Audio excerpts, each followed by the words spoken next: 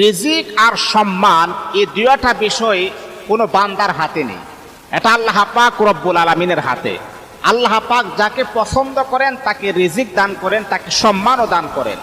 এই জন্য মুসলমান বলল আল্লাহ পাক রব্বুল আলামিনের কাছে রিজিকের জন্য দোয়া করতে হবে। রিজিকের জন্য আল্লাহ পাক রব্বুল আলামিনের কাছে 5 ওয়াক্ত নামাজ পড়ে আপনি দোয়া করতে হবে। সম্মানের জন্য দোয়া করতে হবে, কারণ কোটি কোটি টাকা পয়সা দিয়ে কিন্তু সম্মান অর্জন করা যায় না।